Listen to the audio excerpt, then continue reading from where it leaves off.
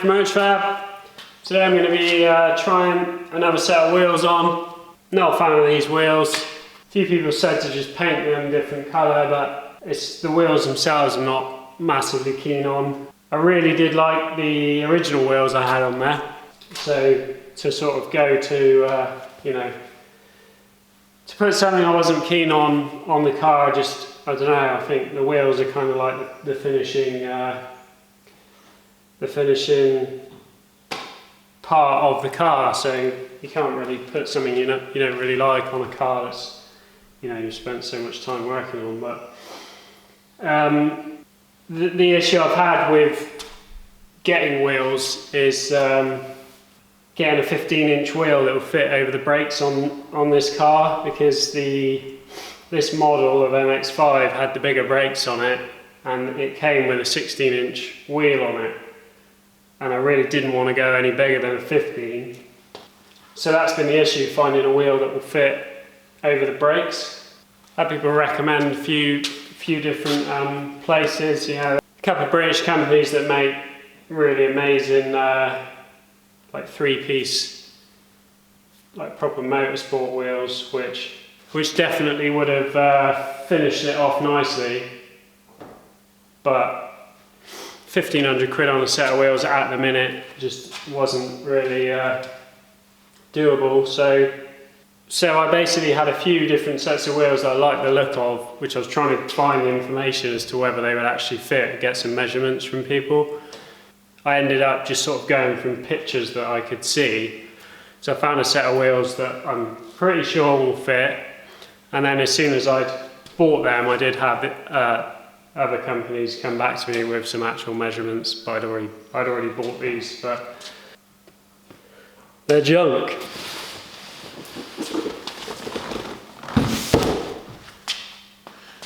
I hope they're not actually junk. The box is definitely a hell of a lot lighter than the box of steels was.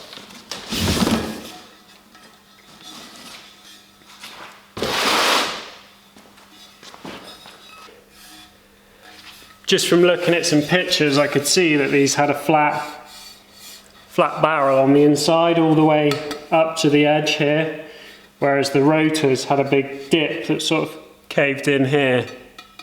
And I like the look of them. They've got like an old school kind of look to them, I think. And they're a satin finish, which I thought will look cool against the shiny paintwork.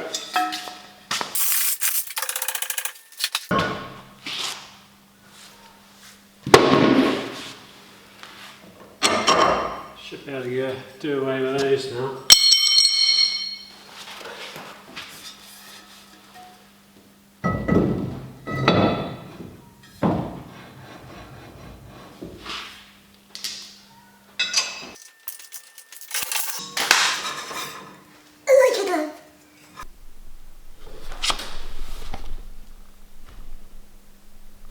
As you can see, the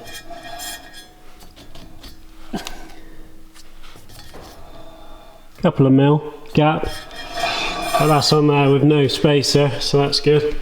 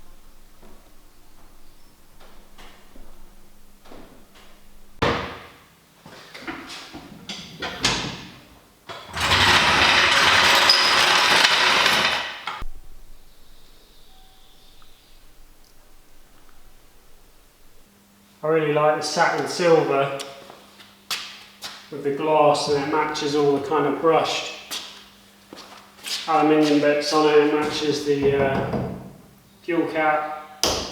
I think I actually prefer them to the original ones I had on it. Not sure. I would still like to, you know, have a set of like proper sort of like motorsport split rim wheels. And when I was looking at sort of pricing them up, I did think about just buying the barrels and then having a go at designing my own centres and see if I could get some centres cut to my own design sort of thing, and you know, if I was going to spend that sort of money, actually have something that I designed myself. But just to buy the barrels for the 4 wheels, 4 inners and 4 outer barrels, was like $880 just for the barrels. So by the time, you know, you got some centres cut, that's going to be an expensive set of wheels. You never know, a bit later down the line I might pursue that, but I'm definitely much happier with those. And push it outside, see what it looks like in the sun.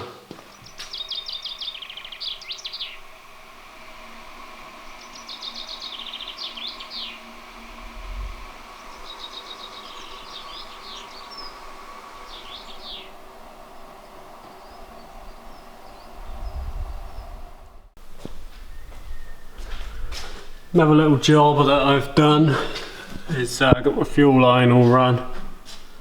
So it runs kind of the existing place where the fuel lines were, and then I got my fuel filter up here. This kind of weird setup where you have one line running to the front and then this runs back to the tank, and the pressure's regulated that way rather than having 2 lines that run all the way to the front and back. And this is just like a little universal fuel filter, and then I like to use these crimp style connectors rather than I haven't even done that one up, but I was lucky I noticed that. I like to use these because they're just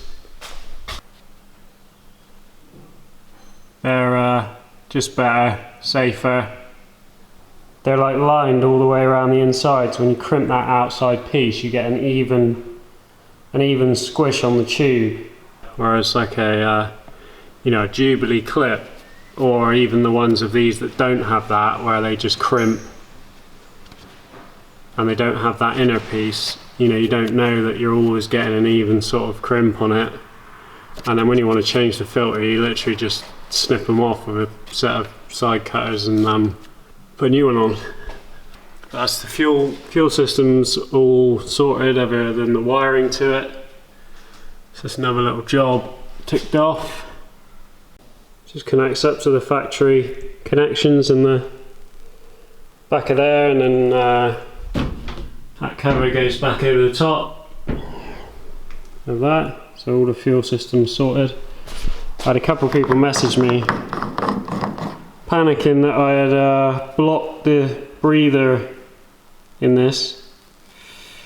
The little hole in the top wasn't a breather, it was just for like a little toggle thing that stopped this from being removed from the car. This has like a one-way valve that breathes up through the side of the thing.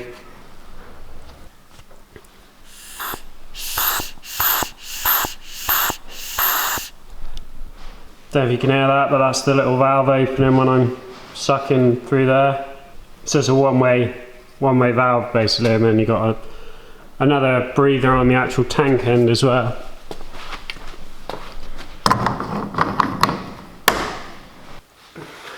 Put my little light thingies on as well.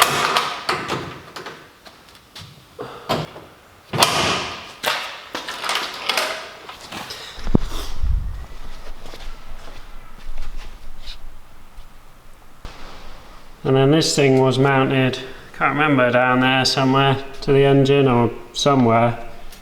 I just made a little bracket stuck it on there, sort of keep it up out of the way.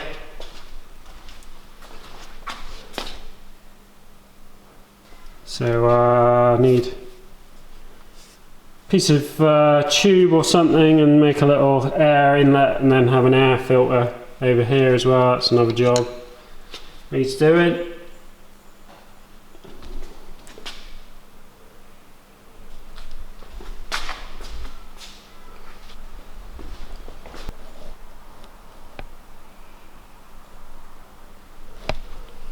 That's going to be it for this one. Cheers for watching.